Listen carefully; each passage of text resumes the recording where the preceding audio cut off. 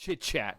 Let's get to the meat of this episode. This week, the name on the marquee has got to be Ciryl Gane, who this past weekend at UFC Fight Night, Gane versus Spivac in front of 15,000 at the Accor Arena in Paris, France, finished Serghei Spivac by TKO. The official time, 3:44 of round number 2 in a 5-round bout. Mark, start us off here. Give us your take of this very impressive bounce-back win by Ciryl Gane. I wish I had been able to be on the show last week because I would have looked pretty smart, because I swear this is exactly how I would have described this fight. I know I did leave my pick of Gane by 3rd-round TKO. It went a little quicker than I thought, but it really looked just how I envisioned it would. And it's because I didn't think Serghei Spivac was the right type of grappler to trouble Ciryl Gane. As much as he's had these deficiencies in his grappling that have been exposed by certain guys, I didn't think Spivac was that guy. And it's for 2 main reasons. One, he doesn't shoot. He needs to clinch to initiate his takedown game. And it's really hard to track down Ciryl Gane for clinch situations when you can't close that distance quickly with a shot-type takedown. Or if you can't, which is my point number 2, offer a striking threat, which Spivac does not. So I just didn't see how he'd get to Gane to clinch him without getting hurt. Like, even in Ngannou's wrestling success, it was because of the fact that he also posed a threat on the feet. So he was able to be catching Gane off guard with some takedowns and things like that. In this situation, as long as Gane could hold off the clinch, he didn't really have a lot of reason to be worried, in my opinion, about this matchup. And he fought very smart because he avoided exactly that. For most of this fight, almost all of what he threw was with his weight on his back foot, if you rewatch that fight. Nothing was sending him forward ever with the impact of any of his strikes that he was throwing towards Spivac where he could be grabbed. Really, until he knew he hurt him to the body at the start of that finishing sequence. That's when he finally said, like, okay, I can go a bit. And you saw some more weight coming behind his strikes. And he was just surgical in the finish, man. He kept the range. He still made sure Spivac couldn't hug him, but he also didn't let him breathe, and he put him out. And Felder used the phrase, it was a flawless victory, really, for Ciryl Gane. A huge, huge statement for him to bounce back off of how he looked in his last fight. Dude, he made me look bad. Omar, let's bring you in here. What are your thoughts on how he got this finish? That's right, we both took Spivac. Yeah, Spivac's a chooch. He made us both look bad. It was a crazy performance, man. I really did not have Spivac doing jack shit for 3 rounds in the bingo card. I mean, even the what was it, like 15 strikes to 100 some odd strikes, something crazy like that, the differential between the two. And those 15 strikes, I don't even know if they were even purposeful strikes. I think those were the ones that he just got caught up against the cage and started winging shots and hoping something was going to land. And a couple of times he touched Gane every now and again, but nothing that was significant, nothing that had any weight behind it. No. And Gane ate him up, man, from bell to bell. It was kind of a ridiculous performance and a good one for Gane, especially to kind of put any doubters hopefully to bed. I still think the takedown defense is sketchy. He didn't necessarily prove us wrong in this situation. He just never allowed it to get there in the first place. Yeah. And I guess if your best takedown defense is not having to use it at all, so good on him. Right.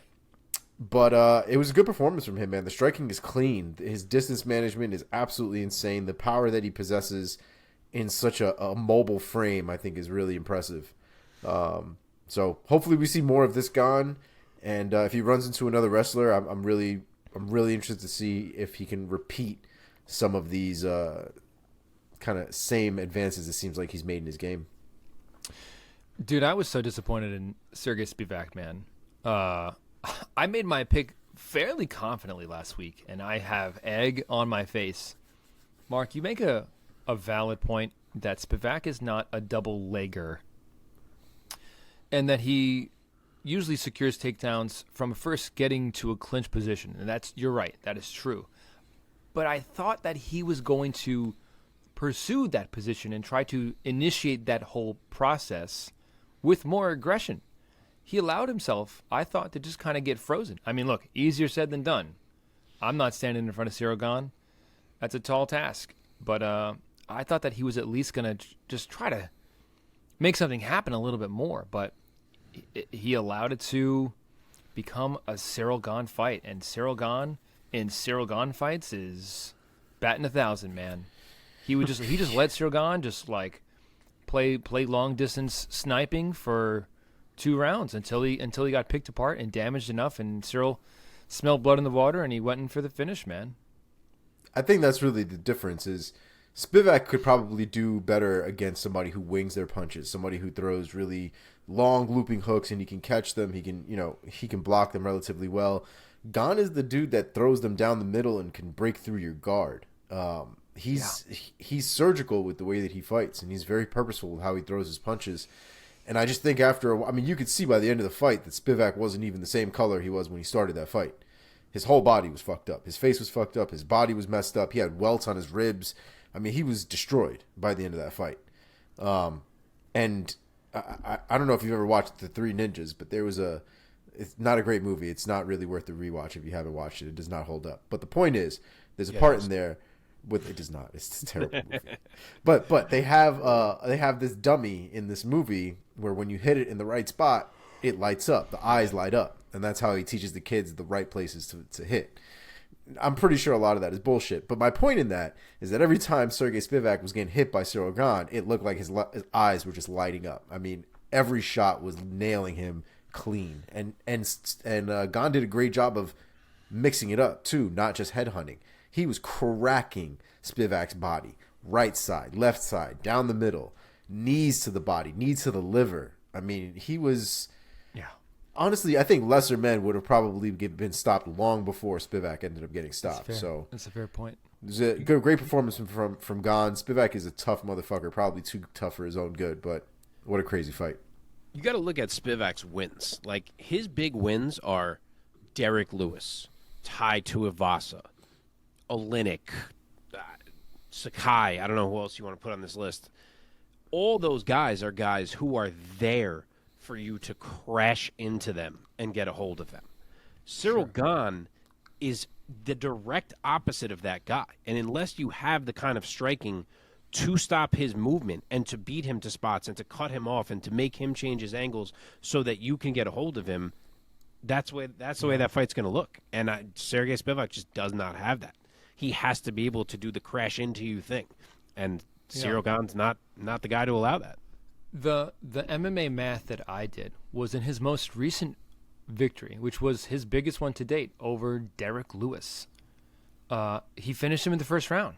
He secured a takedown and finished him with an arm triangle choke in midway through the first round. And I thought, if a guy like Derek Lewis, who presents more danger than just about any heavyweight, if Spivac is like, very cool, I'm going to weather that storm, however brief or long it is, and I'm going to get you down on the ground, then I'm like, he's going to then get through whatever Ciryl Gane has to offer and get him to the ground. Because, I mean, Ciryl Gane maybe could be this guy if he wanted to be because he's a giant, but he's not a guy who cracks you and puts you out with one shot. That's just not his game. But boy, I think that's wrong. what worked to his advantage. That's exactly why I think it worked. Is because he's able to, and as a heavyweight with 4-ounce gloves and the size of that man, the reality is it doesn't really take much for punches and kicks and knees to do a hell of a lot of damage without you having to throw 100% behind it. And Gane has a way of putting combos together. I mean, he's not hitting them one at a time. He's not trying to smash one at a time. He's hit you 3, 4, 5 times to the face, to the body, back up to the temple, back into your ribs. I mean, he was tearing Spivac up. And there was points where Spivac was just standing in front of him. And again, I'm like, dude, if you if you charge through Derek Lewis without getting knocked out, I can't believe that he's like, whatever, that he wasn't like, again, I'm just making the same point again of just like, Ciryl Gane is not a guy who's going to knock you out with one punch. Like, go get him. You got to go get him. Got to go after the angles, man. I think it's because Lewis hits you and Tai hits you and they're still in front of you if you can walk through it. Right. Gane hits you and he's gone. Yeah. I didn't just mean to Look Gane. at you. Look at you. Okay, let's talk about where these guys go from here. Let's talk about the winner. Ciryl Gane. Bon gamin. Mark, what do you think? If you were the matchmaker, what is next for Mr. Gane? Is he waiting around for a title shot again, or does he need another win? It's very hard to say where he goes from here. He's certainly not going directly to a title shot. Absolutely not. There's a couple other guys in this mix, but he is in this trio of himself, Tom Aspinall, and Serghei Pavlovich, who are all kind of hovering just outside of this Bones-Stipe title fight that we have coming up. And he could certainly end up fighting either one of Aspinall or Pavlovich. But if we're being honest, Aspinall and Pavlovich are probably the ones that should be fighting each other, considering Gane just had his title shot and lost. Mm-hmm. And if that does get booked, then I don't know exactly what you do with Ciryl Gane. I mean, maybe if Stipe loses to Bones, he could fight Stipe. I'm not sure if Stipe is even interested or how many more fights he plans on taking if he doesn't beat Bones. For all we know, that could be the end. Yeah. So I don't know. I mean, it could even end up that he has to fight like the winner of Curtis Blades and Jailton Almeida if Aspinall and Pavlovich is the fight that gets made. Like, he might be the odd man out potentially. So I don't know. I think we kind of got to see what they choose to do here. You wonder if they're just going to be like, Aspinall and Gane is so sexy that we're going to fuck Pavlovich here, but that feels wrong to me. Yeah. What do you think, Omar? So the only reason why I did go with Aspinall and Gane is because Pavlovich is the backup fighter right now for Stipe and John. So he can't really be booked right now anyway. And Gane didn't really look like he took a ton of damage in that fight, if any at all. Aspinall, I feel like, is ready to go at this point. So timeline-wise, I feel like it works out a lot better than waiting to see what happens in November between all that. I didn't really think about that. So when you agree to be a backup fighter, that means you're sacrificing being booked. I mean, obviously, but I didn't even think about that in my brain, huh? Mm-hmm. So Pavlovich can't be... And that fight's not till November. Correct. Which means he probably... I mean, to be fair, he could fight, a couple weeks after that. But the other thing is that if he is a backup fighter, he has to weigh in. Yeah. Oh, but it's heavyweight, though. It's heavyweight. But still, he's putting in camps thinking about fighting potentially Stipe or John, not Gane or Aspinall. Yeah, that's interesting. Maybe they do fucking make Gane Aspinall in, December then. And exactly. Just waits, or I don't know. Yeah, that's interesting. I hadn't thought about that angle of it. Yep. And who knows? The way the cards have been shifting around, it's very possible that Gane and Aspinall get done maybe in New York. I feel like also we've seen both. Just maybe backtracking here a little bit. Speaking of Bones and Stipe, I feel like have we seen both of those guys kind of either hint at or say this is kind of the last one? I haven't seen Stipe in months. He hasn't said a word other than I'm going to beat John Jones. Right. He's in the firehouse. He's in the firehouse. He threw a tweet up 3 months ago, and we haven't heard shit since. Yeah. I mean, I do feel like this would be the last one for Stipe. I think either way. Really? I do. I think if he loses, he walks away. But I also think if he wins, he walks away. These guys have been out for so long that the heavyweight division, I feel like the whole era of the UFC has passed by so many of these guys just waiting in the wings for whatever it is that they're waiting for. And I just don't feel like it just doesn't seem like it even makes sense to fight all these younger guys. I don't think it even carries the same kind of power as it did when they were fighting the guys in their era, in their division, For John, it does. I think if John beats Stipe, for him to then knock off a Pavlovich and an Aspinall, I think makes his resume beyond legendary. Yeah, but I think that's it, right? It's kind of over. Yeah, but I think that's it, right? All he needs is Stipe, or all he needs is Aspinall and Pavlovich, and then literally John Jones will have nothing more to do. Maybe Almeida, but Almeida would be a crazy test for John Jones. And I get you could say the same for Stipe, that those kind of things would make his resume crazy. But I was just gonna say, I feel like he's more at the end for some reason than I don't know. I don't see him doing all that. I also think the clout is different when it's John Jones and Stipe. Stipe, we can argue about greatest heavyweight of all time and the credentials that come with that and why he's the greatest of all time. But if you look at overall resume, overall everything, John Jones is still the one that everyone's trying. He's the Mount Everest, right? He's the one everyone's trying to climb to the top of. And More Stipe's so than 41, Stipe. frankly. Yes. John ain't nearly as old. But I think both Stipe He's and not John. that much younger. He's what, 37, 36, something like that? I was gonna John? say 6 maybe. Yeah, He's got to be about 5 years 6 or younger. 37. Yeah. But I think Stipe and John both are not just fighting for the title, but for a lot of legacy. Because I think if John beats Stipe, Yes. he's 36. like, if John beats Stipe, he's like, that's it. Case closed, at least for now. I'm the GOAT. I'm the greatest. But if Stipe beats John, I think Stipe says, case closed, I'm the greatest heavyweight ever. Yeah, I agree. I agree too. And to be honest, for Stipe, in Stipe's standpoint, beating John, why the fuck would you need to fight anybody else? That's it. MMA math wins right there. Yeah. He'd be the first guy to ever do it. Ever. And very well the only guy to ever do it. But I don't think Well, so. hey. Okay, let's sounds talk like about... We just figured out we might get Gane Aspinall, and I would be fucking pumped for that fight. And Tom Aspinall would tap him out. Let's talk about Mr. Spivac. Omar, looking at the landscape of the heavyweight division, what do you think could be next for Spivac coming off this loss? So this was I think we can all kind of agree, a relatively shitty performance. So I'm not really looking to give him anything. I think he kind of needs to prove a little something at this point. So I think a fight with Dontel Mays would be very interesting. Gives Dontel Mays kind of a leg up there, a potential opportunity. And it gives Spivac an opportunity to show that he belongs in the division spot that he's in right now. Mark? Bro. That was some hate. That was a jump. I was just going to say, that was a jump. That was a jump. Damn, Serghei Spivac is number 8. Listen, he stood in the octagon for like 10 minutes just getting wailed on. He didn't do anything. Yeah, It's true. you're going to have to show a little something. Dontel Mays looked good in his last fight, so... I mean, yeah, he did, but like before that, he lost to Augusto Sakai.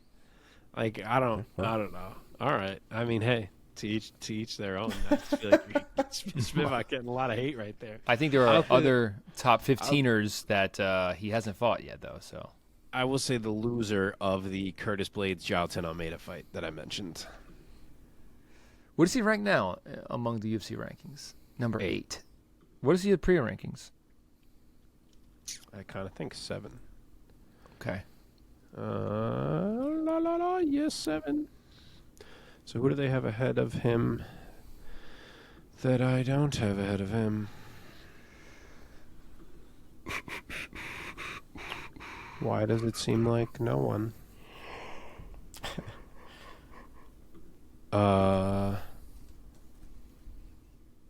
They have Ty ahead of him. Okay. And he beat Ty, so he's I have Ty one spot behind him, yeah. Yeah. Well. All right, let's move on. Okay, let's move on. In the co-main event of this UFC Fight Night in Paris, France, in the women's flyweight division, a very consequential bout went down between two very talented ladies, and Manon Fiorot came out the victor by defeating Thug Rose Namajunas by unanimous decision. The scorecards read 30-27, 29-28, and 29-28, all for the Frenchwoman, Manon the Beast Fiorot. Omar, let's bring you in first. What were your thoughts of this contest overall? Do you feel that Rose should not have gone up? Do you feel like she looked okay at flyweight? What are your thoughts? So there were a few thoughts I had watching this fight. Rose Namajunas is very good. Her technique is very good. Her movement's very good. I think that if this was another woman from 115 moving up to 125 in the same situation, I think Manon Fiorot probably would have finished her. And would have gotten a lot more hands on her than what ended up transpiring, which was still quite a bit of hands. I think Manon Fiorot looked large in there. She looked very thick, very filled out, very full of muscle, and she looked like she was throwing significantly more power than Rose was. So much so that the broken finger, or maybe, I don't know if it's broken, dislocated, maybe a little bit of both. Yeah. Whatever the hell happened to that pinky came as a result of a punch. That was a missed punch that swiped across her pinky, and that pinky went pop goes the weasel. So Manon Fiorot is definitely not one to mess with, man. She is very good from the striking perspective. She's decent on the ground as well. Her kicks are really clean. Her punches are really clean. She does keep distance really well. There's not a ton of people that can stand, I feel like, with Rose from a technique perspective. And she not only had the power, but she also did have the technique as well.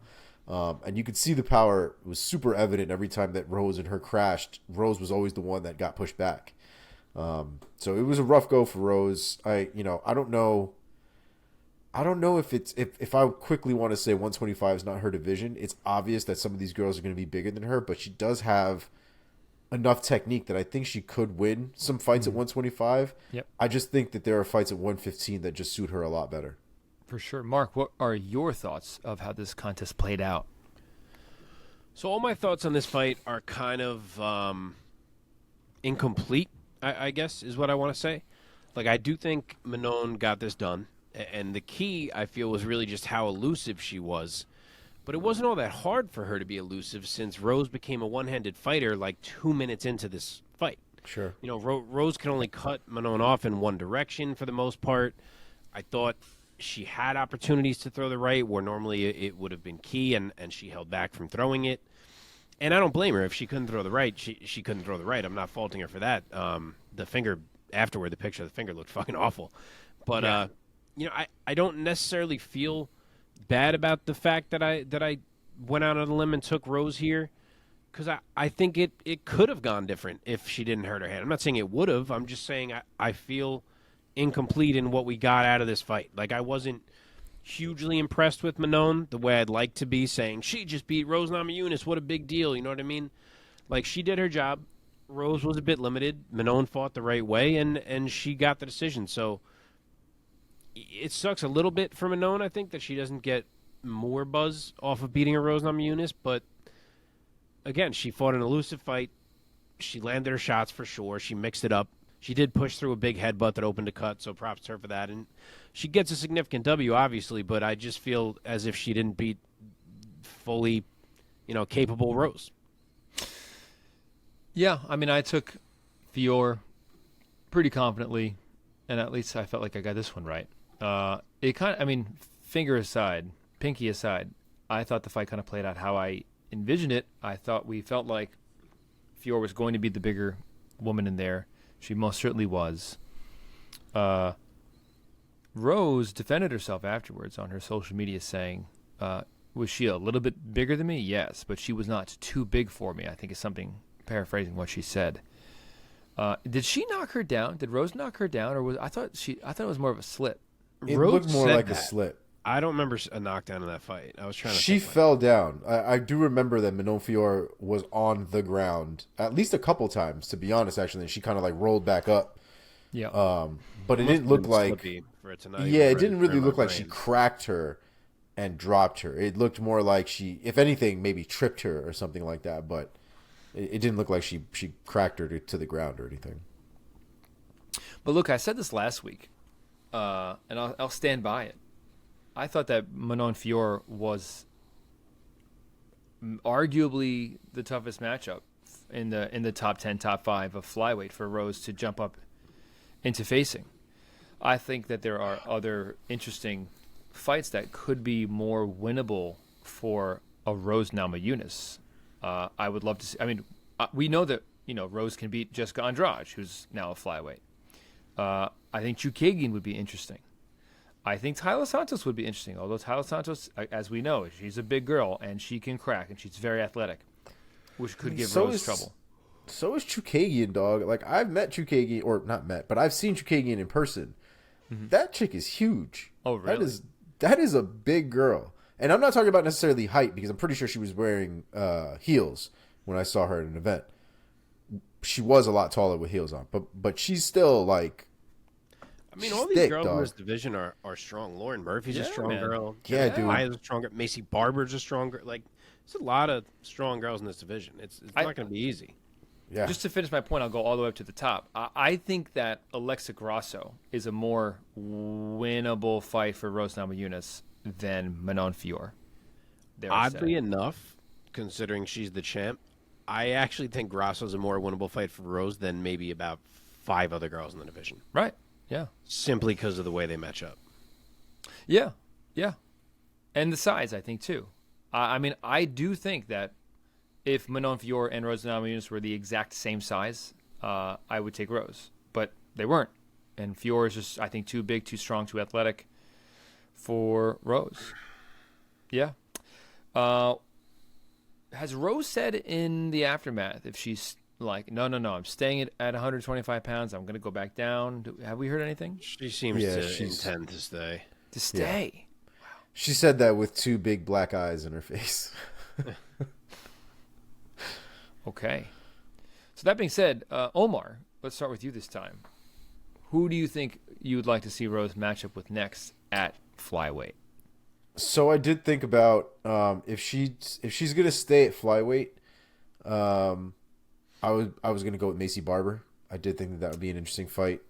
Huge fun for fight. Macy. Huge for Macy. Agreed. And I think Rose needs a win in that division if she's actually trying to do something. You know, it's one thing to lose to Manon Fiorot, who's, you know, more than likely going to get a title shot either by the end of the year or early next year at this point with the trajectory she's going. So it's a good start, not a great success, but I think Macy Barber would be a good one for Rose if she does end up winning that fight, and vice versa for Macy, obviously, to get a former champion under her belt. Mark, what do you think? Any other bright ideas? Yeah, my answer was Macy, too. I don't think girls like Chukagian or Lauren Murphy are bad options if you want to go more the veteran type of test in this division. But, yeah, I would go Macy, I think. Man, not a lot of easy fights for Rose in the top 15 at flyweight. I think a lot of things change sometimes when somebody wants to go up and weight. Sometimes it works out well. Like, you know, sometimes people, they don't have to cut as much, but other times it's like, ooh, these people are bigger and stronger than me. But that's what it is. I think if Rose actually spent time, like, putting on some muscle, it might be a little bit different. But if she's just not cutting weight, it's not going to do it. Sure. Okay, let's move on.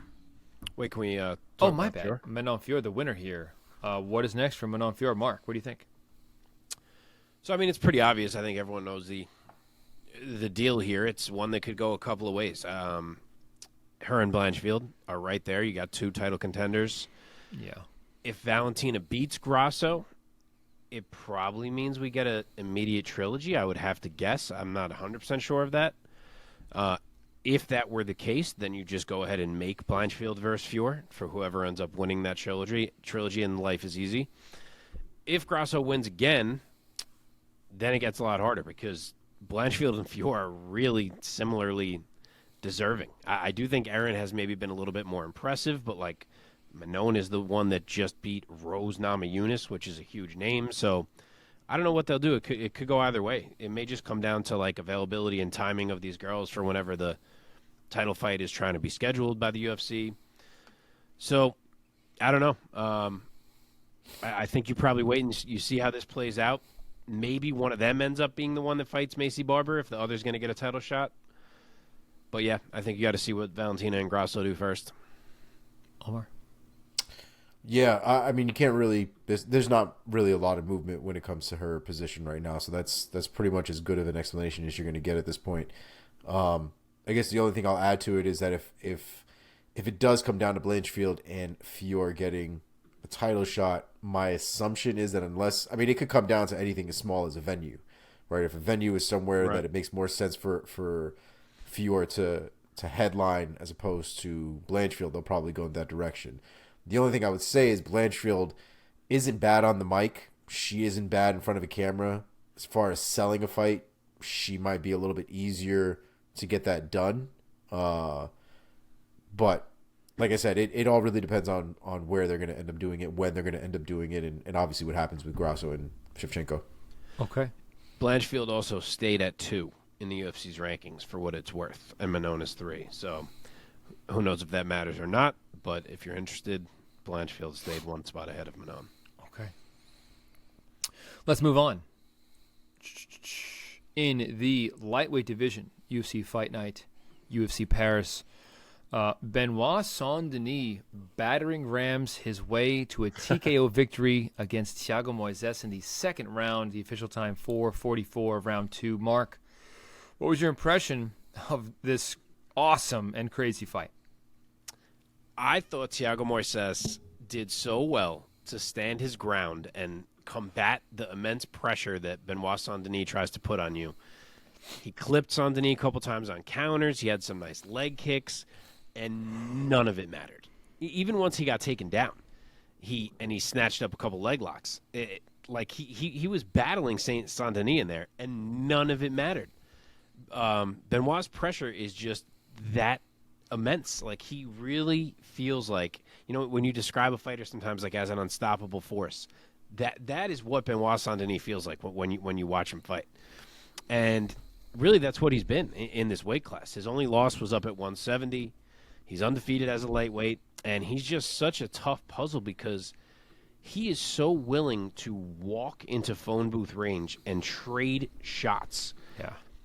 And then at that point, he's already on you if he wants to enter for a takedown, because he is just willing to eat however many it takes to get on you. At some point, this man's chin probably can't last forever using that strategy, but it's working for him right now. And then he's hell on the ground, as he just showed by hanging with a guy like Thiago Moises and ultimately finishing him with ground and pound. So he's a tough man to stop right now. And in this case, I really think it was when Moises got that takedown, only for Benoit to stand back up like Derek Lewis style, that Moises broke. Like, it was all downhill from that moment. You could almost see the will went out of Moises at that moment. But yeah, Saint-Denis is an intimidating human. That was a very big win, very big finish over an established guy, and he's knocking on the door of some rankings here. Okay, Omar? Honestly, man, for me, I got the vibe that he was out of it once the blood started running down his face. Once Saint-Denis opened him up, Moises looked like a dude that... There are some guys in MMA, not UFC, but in MMA in general, combat sports really in general, that when they get opened up and they're leaking and they're like smelling their blood and shit, like, they don't do well with it. The anxiety kicks in, they start to panic. For some guys, it doesn't work well when the blood starts running down their face. And Moises was given those vibes. It might have been already the damage that he had taken, because Saint-Denis came forward like a tank for like every minute of that fight, every second of that fight, frankly.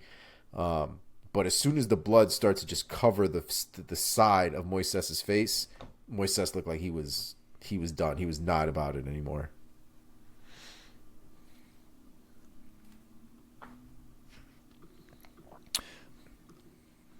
Yeah, I agree. I know I fixed the lag, goddammit. I got messed up for a second. With us? Yes. Dude, I said at the beginning of the intro here, Saint-Denis is a human battering ram. And, dude, I was going to make a very similar point. I was like, how good is Thiago Moises? I mean, the dude hung in there as best he could. I thought, as I was watching this, I was like, there was a few moments where Moises threw like a hard check hook or like a check kick. I was like, if that connected, like, Moises was throwing heat in return as well. Dude, he landed on... There was a few he landed where I was like, that should have hurt more than it appears to have hurt. Right. Like, he has a crazy chin. If you remember, even in his loss, which was his debut up at welterweight where he fought Zaleski dos Santos, he took and he got battered in this fight. It was not even close. But he took an ungodly amount of damage from dos Santos and would not go away. Like, the dude just absorbs punishment like it's nothing. Yeah. He's like, I care not. I'm still going to march you down. And the thing that was making me cringe in that fight, honestly, was every time that Saint-Denis was throwing a body kick, I think it was a left body kick, it looked like he was hitting the bottom of the elbow of Thiago Moises. And in my head, I'm like, Papa, you're going to break your foot. Like, what are you doing? And he threw it once, and I was like, yeah, you probably felt it. You're not going to throw that shit again. He absolutely threw it again in the same spot. Like, Saint-Denis is kind of a madman. Yeah, an I absolute agree. savage. He's one of these guys, I think, when you get, especially now, after that, watching that performance And the way he chose to go about that fight with a guy as good as Thiago Moises, I think he's one of these guys where if you get booked to get hit against him, not everyone, but some guys are going to have a little bit of like a fuck, like I'm in it right now fighting this guy. Like he has a little bit of that aura right now. And his corner sounds like they did not want him brawling, and it looks like that was all Saint-Denis wanted to do in that cage. Yeah. Okay, let's talk about matchups. Let's start with the winner here, Benoit Saint-Denis. Mark? It's maybe not the sexiest in the world. I was trying to think of something that felt a little sexier, but I am going to go with Diego Ferreira. He is ranked number 15 currently. Saint-Denis deserves his shot to break through. Anyone higher maybe felt like a little much, so that's where I'm going to go. I think it works. Omar? I'm going to go a little higher, dog. I was pretty impressed by Saint-Denis, man. There was a real durability to him, a real psychosis to his approach that it's very possible he could do some damage in the top 10. And so I was thinking maybe toss him to Arman Tsarukyan and see what he does. Wow. Okay. Let's talk about, you guys have anything for... Tsarukyan would have a fucking fit if they asked him to do that right now. I don't disagree, but how good would that fight be? Oh, it'd be incredible. What about the opponent here, the guy who came up in the loss column, Thiago Moises? You have anything for him? I do. I will say Guram Kutateladze. Both of them are coming off losses. Both are clearly talented dudes. I think that's a good matchup. Omar? I was looking into the loser of Drew Dober versus Ricky Glenn, which is going down in October in a month. I think that would be a fun turn of events there. All right, moving on here. In the light heavyweight division, Volkan Oezdemir turns away the incoming prospect, Bogdan Guskov, defeating him in the first round by submission with a rear naked choke. The official time, 3:46 of round one. Omar, start us off. I think we both took Guskov, so we both had egg on our face again. And Mark, of course, in the text, took no time Oezdemir. So Omar, start us off. What was your take of how this fight played out in the 3 minutes that it did? Yeah, it's weird. For the main event, if you told me Serghei Spivac was going to stand at one spot basically for 10 minutes, I would have told you were lying. But that's what we got. And if you told me here that Volkan Oezdemir's chin was actually going to hold up when he got cracked in the face, I would have told you were lying. But that's what happened. And as a result, Guskov ends up getting taken down and just getting manhandled on the ground to the point where the punches became a rear naked choke. When was the last time Oezdemir finished somebody with a rear naked choke? I should have looked this up beforehand. But he only has two subs in his career, so yeah. It was definitely one of those moments like Jesus Christ. Like I can't believe that was in his third happened. fight in 2012. I have a question for you guys, not to cut you off. Why do you think because I was listening to the preview, what made you think Oezdemir's chin was so done? Like the only guy that has ever knocked him out is Ciryl. He just never looks great when he gets hit. He's one, and even honestly, even in this fight, the way he absorbs damage and the way that he takes damage and he doesn't defend himself properly drives me fucking crazy. His hands are out here, like I don't know what he's doing. Punches are coming from this angle and from this angle. He gets hit all the time. No, I agree. He gets hit a lot, but like he wobbles too much for me. Take it. Like he just. What was your question again? Krulov must have hit him 150 times and he didn't go down. But he also doesn't he's also not one of these guys that can like absorb the damage and then come back and win. Like once he starts getting fucked up, he just keeps getting fucked up. Wait, tell me your question again. What was the question? I was curious what made you guys think his chin was so suspect. I feel like the times that I've seen him get knocked out, it's like he doesn't take a ton of damage. He just kind of gets finished because he's only got finished one time. That's why I'm asking. Only year he finished him. That's why I was confused. Yeah, but DC, Omar just explained it. Well, DC was on the ground, different story. Yeah. But yeah. But yeah, I don't care for the way he takes his punches, and I also don't care for the trajectory the fight goes once he's actually taking a bunch of damage. That's fair. I get what you mean. It's not great. I get what you mean. That the fight not to mention Guskov was one of these guys that was also he was coming in with a resume of like murdering people. So I No, thought I maybe that could I happen. didn't hate picking against him. I heard you guys make the point of his chin, and I was like, Yeah. well, I feel like I haven't really seen him get knocked out. So I was just curious, but I get what you mean now that as he starts to get hit clean, he kind of just lets the fight get away. So Now, I get that. if I recall, I think he welcomed Yuri to the UFC.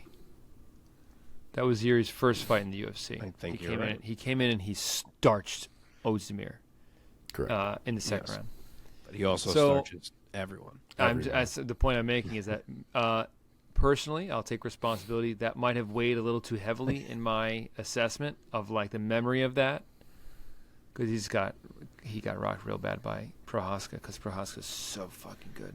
Fair. No, I get it, though. I was just curious. And also, But yeah- like knowing that Oezdemir has been sort of kind of ping-ponging back and forth between wins and losses. Yeah.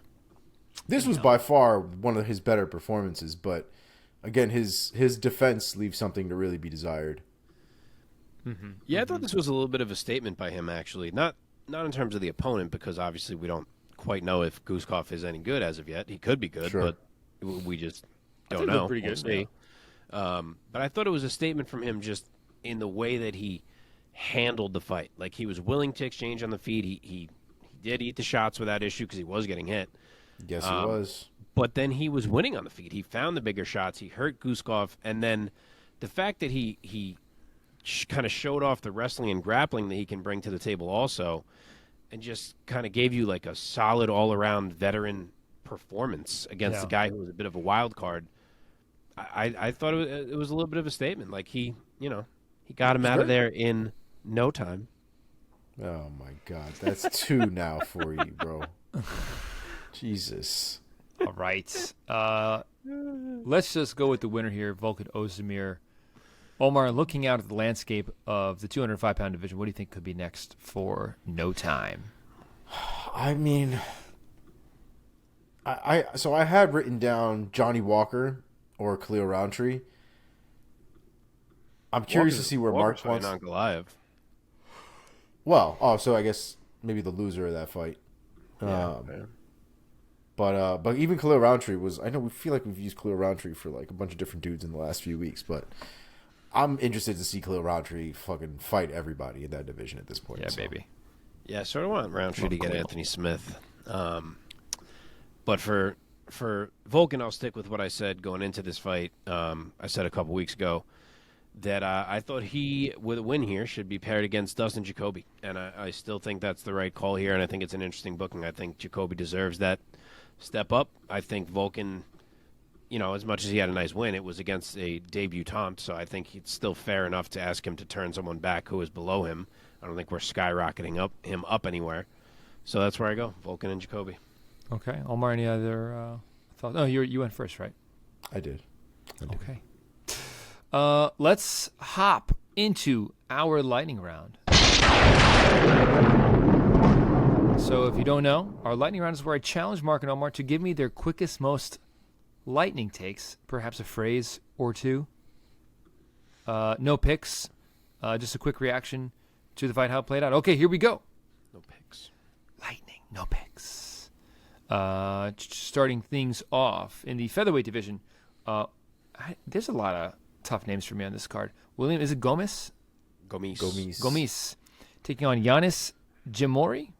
I don't remember if it was the. Let's just go with hard or Gimori. soft Well, G. he lost anyway, so. Gomes by TKO in the third round. Mark, go first.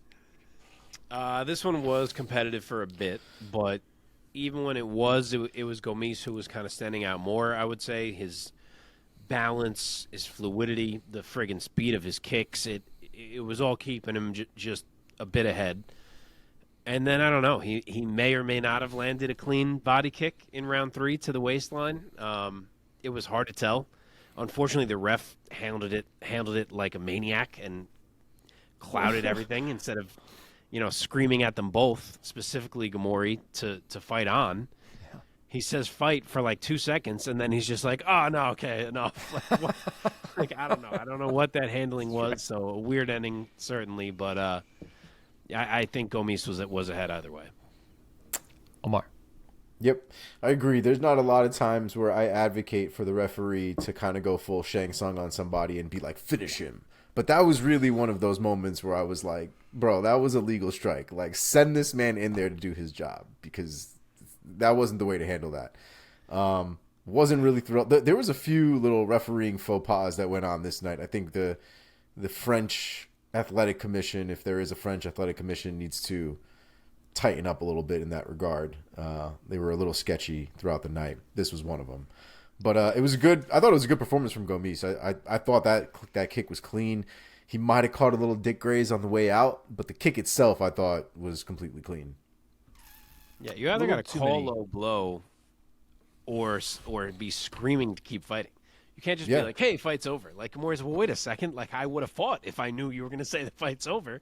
No, I agree. I would be so frustrated. But you also see how quick his dick graze all of a sudden wasn't a problem no more. I know, it's true. I'm just saying. Yep. Mm-hmm. A few too many baguettes for those refs. God. No, don't laugh. That was a dad joke. I'm a dad. I don't even get it. I don't either. Okay, he just went baguette French. You just wanted to use baguette in a sentence. I'm just trying to make it like the referee and the commission were like, not into it. It's the baguette thing. I love baguettes, man. Come on. Okay, here we go. Get it together. Opening bout of the main card of UFC Fight Night Paris. In the featherweight division, I'm going to butcher these names too. Morgan Charriere. Help me out. Serghei versus Manolo Zecchini. First round knockout for Serghei. Omar, go first. Wait, is it zucchini? Because I'm pretty sure Paul Felder was saying zucchini all night. I promise you he was saying zucchini all night. Zucchini. Isn't it zucchini? It's zucchini, but like when you say it fast, it kind of sounds like zucchini. I swear I thought it was zucchini because of Paul Felder all night. Okay. This was an interesting fight, man. I mean, this had shades of Roundtree soccer kicking that dude. I don't even remember who it was anymore at this point. But it had those shades. It was a great little fight. I'm very interested in this. You're talking about? Yeah, I don't remember who it was now. Carl Roberson? Is that who it was? Very well might have been. I think it was. I only see him being launched by his kick in my head. I can't see his face. But Charriere is a very interesting striker, man. He's very measured, very paced. I thought his measured approach was extremely impressive. Not to mention when he actually got that kickoff. I mean he was working the body for a little bit up until that point, but when he got that kickoff, I mean he really fucked him up and then launched another one that just took him off the ground. I thought it was a great performance. I'm really interested to see what this Charriere has to offer. Yeah, I thought these two made for a really interesting pairing with their striking styles. I kind of wish I had gotten to see some more of it, but Morgan had other ideas, which was unfortunate for the body of Zecchini. And what a display of body kicks we got, man. The left body kicks to start it, then the front kick to drop him, then the right body kick to end it. I mean, my goodness, I love me some body shot finishes, man. That was a hell of a debut for that kid. Hell yeah, man. Okay, keep going here. Taylor Lapillus, UD handing Cowlin Loughran his first pro loss. Mark, go first. I was so happy to see Taylor Lapillus back in the UFC and getting to return in Paris. The guy has been one of the best French fighters for years now. It never made sense to me that he got released from the UFC in the first place, which was way back in 2016. It took him so long to get back. He was 3-1 in his initial UFC run. He proceeded to go 7-1 to earn his way back. He beat guys like Josh Hill, Nate Maness, Marcos Breno, Wilson Hayes. Like, the dude is a high-level fighter, and it took very long for him to return for whatever reason. So I was really happy to see him come back, get it done against Loughran. He was too fast, too slick, too well-rounded, too composed, really. And what a hero's response he got from that French crowd. That was a cool moment for him. First of all, Omar. Shout out to that French crowd. because, and I've said this before on many of occasions, I've been to a lot of UFC events, not a ton, but enough in the United States anyway, to know that no one in the United States gets to that arena for the first fight. No one. I've been there for the first fight on because I'm a psycho. So I'm there for hours. But that arena's empty, and then you slowly start to trickle in. Once we get to the main card, generally most people are there. Once we get to the main event, generally everybody's there. The French were out in storm from fight one. Louder than any football arena. And it's got to be the football, like, that soccer mentality, I feel like, because they are all chanting things in unison as like a country. Like, it was hardcore, man. I mean, this was a beautiful crowd. I really enjoyed. It really was. I loved it, man. And it really goes to show you how much different it is in something like that than it is at the Apex. Like, you can't. You've got to do these fights with people in the crowd. It's a completely different thing. Yeah. And Lapalus did work, man. I mean, he was definitely the hero in that story. Lachlan came in. Lachlan came in as definitely the heel, flipping off the French crowd. Yeah, man, I like loved it. jerking off the French crowd. Like, he was bugging out in that weigh-in. And listen, but he played the heel. He played it well. I thought it was fun. He'll definitely be back. I thought he had some promise for sure, but he's young. He's young and he's raw, and he looked it. Lapalus just looked like somebody who had the answers before Loughran could really give him anything to work with. So I thought it was a great performance from Lapalus. I thought he showed real diversity through in his performance, and the French crowd chanting every time he landed a strike was one of the most Muay Thai things I've seen out of a crowd in MMA ever. I mean, every strikes to the thigh, they were like, "Oi, oi!" It was amazing. It was so much fun. Yeah, I just love the singing. They were like breaking out into full song as an arena during matches. Yeah. It was crazy. I wish I understood what was going on, man, but it gave me heavy soccer vibes. Like, that must be a soccer culture thing. The whole crowd attitude in these European countries has stemmed from the soccer vibes. Yeah. Sure. Yeah, man. Yeah. Dude, some of my favorite cards. Or the football vibes, we should say. Football. I mean, there is nothing like a stacked pay-per-view card where, like, it's like every fight is like incredible and like you are just like so on edge leading up to a pay-per-view. But there's also, I love like a great fight night that, like, every fight night that's been in London the past year or so. Yep. Some of the most memorable events. Agreed. Sure. Yep. Okay, let's go on. Even the Singapore crowd was good a couple weeks ago. Yes, it was. Yeah. Oh man, that zombie farewell has got to be one of the, like, you know, we saw Robbie Lawler recently retire, and like that really put a tear in your eye. But that Singapore one might have just been as equally just heart wrenching to watch that crowd give him so much love like that. Until they stole his glove. They stole his glove? Who stole his glove? On the walkout, he had his gloves in his hand. I guess it was risky from him. He didn't think about it, but I heard him talk about it. He had his gloves in his hand, and he would plan to keep them because they were his final gloves ever. Oh no! And someone took one, and then he realized it, and he kind of looked, and he was like, and he threw the other one into the crowd since he only had the one left. But I heard him say that he was pretty pissed. Dude, that's tragic. What a dick! That's tragic. Fuck those fans. Let's go on. Lightning. Yeah. How do you say this guy's first name? Is it Eng? Ang Lusa. Is it Ange? I thought it was Ang. Wasn't it? Or Ong, I guess Ong Lusa. Ong Lusa, out of Congo. Yeah, maybe you're right. Defeats Reese McKee by UD. Losa. Defeats Reese McKee by UD. Omar, let's catch up here. Give me your lightning take over the last ninja getting it done. Yo, my lightning take. How close was Lusa to fucking this fight up? Because, I mean, he put in work for the first 2 rounds. We got to round 3, and he was like, "Oh, I forgot the rest of my gas at the stool," and he slowed down significantly. And it seems like this is the Reese McKee thing to do, is to, like, and the poor guy doesn't look like he wants to fight this way, but he'll drop a couple rounds and he'll spend the 3rd round just trying to come back and finish the dude. And he put in work, man. And that final minute was sketchy for Lusa. That maybe final minute and a half even was sketchy for Lusa. And if he had an extra 60 seconds, Lusa Yep. might have very well been out of there, man. So it was a good first 2 rounds for Lusa. That third round was sketchy as hell, but a really fun fight to watch. Mark. Dude, the barrage that Reese McKee ate in round 2 made 0 sense.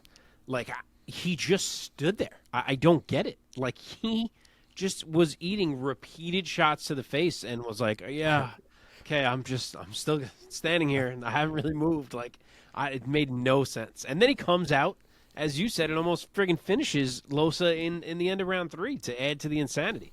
I mean, that was a wild, wild fight. But I did have Losa up 2-0 going into the third. I think everyone did. He fought an aggressive, powerful, really well-rounded 10 minutes. Obviously, he faded, but I thought he earned the decision in a great fight. Okay, Nora Cornoli defeats Jocelyn Edwards by UD. Mark, sticking with you. Take it. This was a very close fight. It was the leg kicks and clinch work of Cornol versus the wrestling of Edwards. I thought Nora did enough to take round 1. I thought Edwards took round 2 without much trouble. And then I thought round 3 was really, really close. I know there's been a lot of robbery talk online saying that Edwards got robbed. I didn't think so. I thought it was just a really close fight where both girls tried to grind it out. And, it comes down to round 3, which I thought was hard to score. And one girl's going to be crushed and the other's going to be elated. And that's the way it goes. And it was Nora who got the moment in this one. Omar. Yeah, I thought overall Nora had done more damage anyway. I thought Edwards, even with the wrestling that she showed in that fight, didn't really do a ton of damage or anything with it for the most part. At least not up until I think there was a part where she almost got a rear naked choke, and that might have been in the second round. I'm not entirely sure. But other than that, I thought Cornoli just did a little bit more work, was a lot more active. I wasn't impressed with the fight as a whole. It felt very sparry, give or take. Good point. But yeah, that's what I took away from it. Okay, Farid Basharat, round 1 submission over Kletzen Rodriguez. Omar. Dog, Farid Basharat's a beast. Like we need to move this kid up the rankings, like for real, because he's an absolute fucking animal. There's the decision to go to the ground and the way that he systematically worked his way into the position to set up that arm triangle choke with like no real resistance. I mean, he needs to move up. We need to see him against some competition that's significant, I think, at this point. Mark. Yeah, these Basharat boys are good, man. They're very similar fighters, honestly. And aren't they are they both? Yeah, they're in the same weight class. That's weird. You don't see that every day. But yeah, they're both really well rounded. They can appear like surgical in there at times, like they're in control of everything. And that's exactly what we saw from Farid here. Clayton was battling. It took a couple takedowns for Farid, but by the second, when he found his opening, for the arm triangle, immediately swung both legs over, and Clayton was caught. It was a beautiful win and beautiful overall performance for Farid. Okay, last one, Jacqueline Cavalcanti, UD over Zara Farron. Mark? I was trying to look who Victor Henry was supposed to be fighting. I was trying to look who Javid Basharat was supposed to be fighting. I know he had a fairly big fight, and it was Victor Henry, but it says it's canceled now, so that sucks. Anyway, Farron was too slow. That's really all there was to it. Too slow, too methodical. She took too long to get from the generation of the strike to the strike actually landing. And they just looked like they were operating at 2 different speeds all fight. And Cavalcanti was able to land on that to take all the rounds. So it wasn't anything unbelievable from her. She was just better athlete, faster. And that's 0-4 now for Farron. So I imagine that's probably it for her. Yep. Omar, take us home. Yeah, another fight that I felt like was very sparry. Cavalcanti did just enough to kind of, make the points work and landed a lot from the outside. Try not to get too much damage taken from Farron, Farron was generally the bigger fighter in there, and I thought Cavalcanti did a good job of not letting that really affect her throughout the fight. She did get hit with a what was that? With a Three Stooges. I don't know if you guys saw that. Yeah, I did. But she got hit with the right in the nose, or right in the both eyes. The right one, I think, took the real amount of damage, though. Credit to her for fighting through and still coming out the victor in that fight. Okay, that does it for this week's lightning round. And now let's put a bow on UFC Fight Night